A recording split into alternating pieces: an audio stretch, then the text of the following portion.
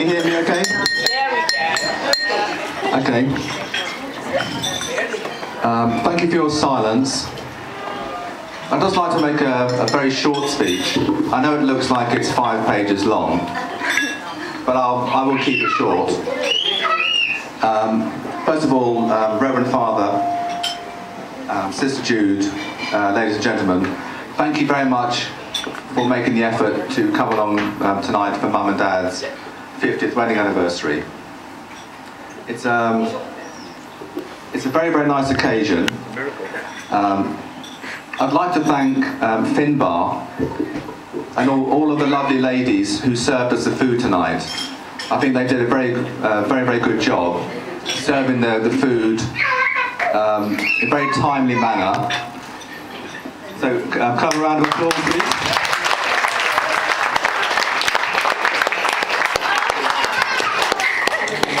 Because we all know that the Doherty family are not that easy to please.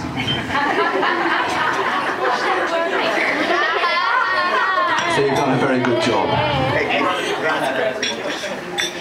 And I'm not looking at anyone in particular.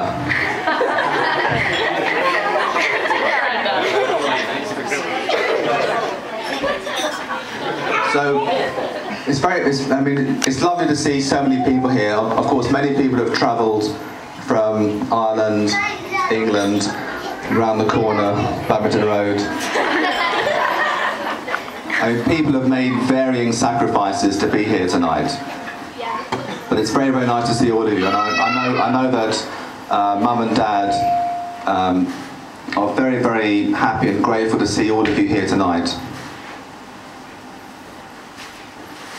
It's certainly a privilege and an honour as the eldest of Mum and Dad's beautiful and handsome children.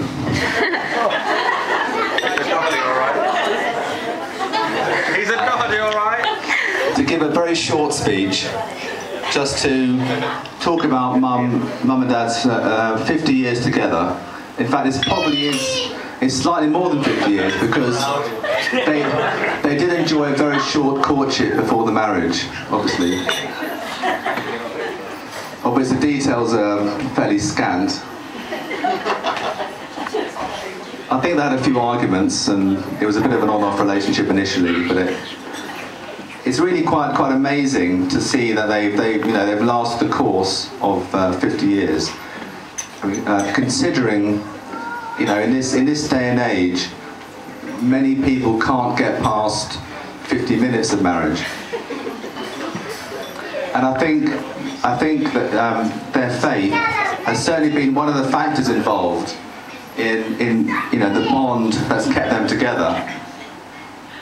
Because every marriage has its ups and downs, and Mum and Dad have had their fair share of happiness and tragedy in the family. And it's at times, at times people don't really need much help in the good times, but certainly when in the hard times, we all need God, and we all need other qualities like tolerance and love and forgiveness, all those things. And if you look around you and look at all of Mum's children and all of Dad's and all of their grandchildren, I think they can be very proud of the legacy that they've left behind.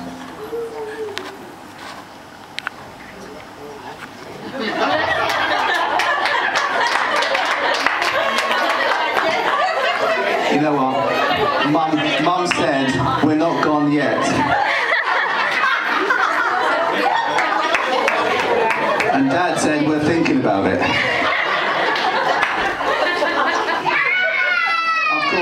Of course, Mum always likes to get the last word.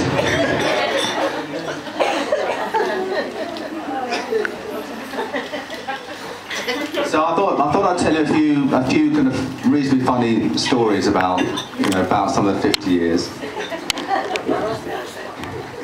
I'll try not to embarrass Mum, so I've left all the really embarrassing stories out.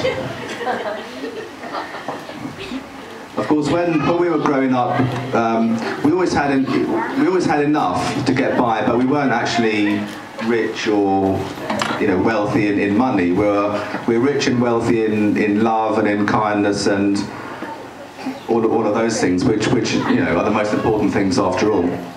I remember one year I went to Ireland on holiday. I went to Golan, mum's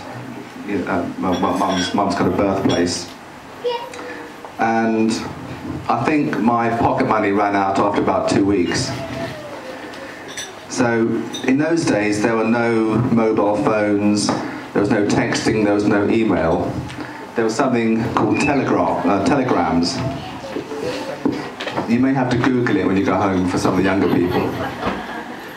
But in those days, you had to pay per letter and per word. So being rather sort of tight for money, I sent Dad a very short telegram, and it said, "No mun, no fun, your son."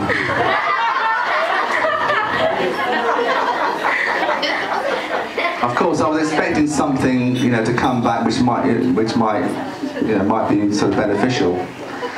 So the next day, I went down to the post office in Milford, and this reply came back: "Too bad, so sad, your dad."